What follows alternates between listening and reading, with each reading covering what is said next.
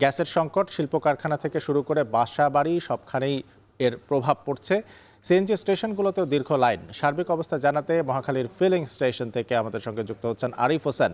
Arif, CNG স্টেশনগুলোতে ভোগান্তি নিয়ে গ্রাহকরা কি বলছেন, কি অবস্থা সার্বিকভাবে দেখছেন জানাবেন। আরিফিন, আমরা সকাল থেকেই রাজধানীর বিভিন্ন ধরনের ফিলিং স্টেশন ঘুরে দেখছিলাম। সেখানকার গ্যাস সংকট কিন্তু তীব্র। অধিকাংশ ফিলিং স্টেশনই বন্ধ, কারণ গ্যাসের প্রেসার নেই। আমরা এই মুহূর্তে মহাখালীতে একটি ফিলিং স্টেশনে দাঁড়িয়ে আছি। এখানে আপনি দেখতে পাচ্ছেন গাড়িগুলো কিন্তু লাইনে দাঁড়িয়ে আছে, কিন্তু একটি গাড়িও গ্যাস পাচ্ছে না। এর পেছনে কারণ হিসেবে বলা হচ্ছে যে গ্যাসের যে চাপ থাকার দরকার, অর্থাৎ নির্ধারিত সেই চাপ কিন্তু এখানে নেই।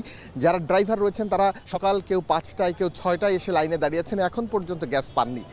এই যে ক্লিন ফুয়েল স্টেশনটি, এখানকার কিন্তু 4টি গ্যাস দেওয়ার লাইন রয়েছে, কিন্তু সেই 4টি লাইনের মধ্যে শুধুমাত্র একটি সচল রেখেছেন। তবে সেই সচল লাইন দিয়েও পর্যাপ্ত গ্যাস পাওয়া যাচ্ছে না।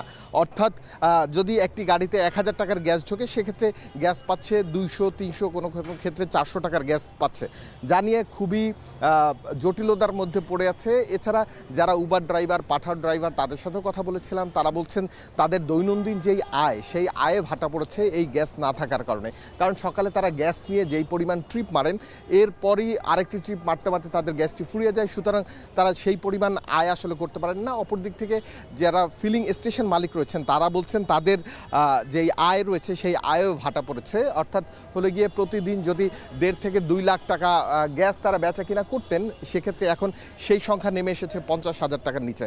এছাড়া বাসাবাড়ির কথা যদি আমি একটু বলতে চাই, অধিকাংশ বাসাবাড়িতে কিন্তু গ্যাস পাওয়া যাচ্ছে না। দিনের বেলায় টিম টিম করে খুব আস্তে আস্তে গ্যাস আসছে।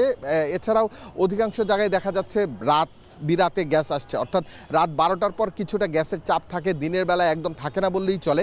যেমনটা মহাখালী থেকে শুরু করে এর আশপাশের অঞ্চল, এই মহাখালী অঞ্চলে এখন পর্যন্ত আমরা দেখেছি যে 3টি ফিলিং স্টেশন রয়েছে। এই 3টি ফিলিং স্টেশনের মধ্যে শুধুমাত্র এই যে ক্লিন ফুয়েল যে ফিলিং স্টেশনটি রয়েছে এটি চালু ছিল।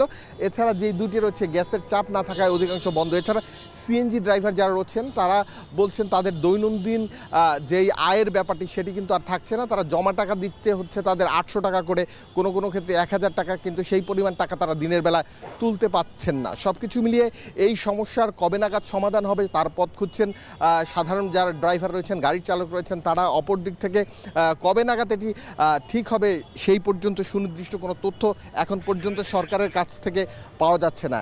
এখন পর্যন্ত মহাখালী ঘুরে এবং আশপাশের যে স্টেশনগুলো রয়েছে সেগুলো ঘুরে আমরা দেখেছি যে গ্যাসের যে তীব্র সংকট সেটি কিন্তু রয়ে গেছে, এবং প্রতিটি গাড়ি 4 থেকে 5 ঘন্টা, কোনো কোনো ক্ষেত্রে 6 ঘন্টা লাইনে দাঁড়িয়ে তারপরে গ্যাস নিতে হচ্ছে। আরিফিন। আরিফ হোসেন আমাদের সঙ্গে মহাখালী ফিলিং স্টেশন থেকে যুক্ত হয়েছিলেন, গ্যাস সংকটের কথা জানাচ্ছিলেন তিনি।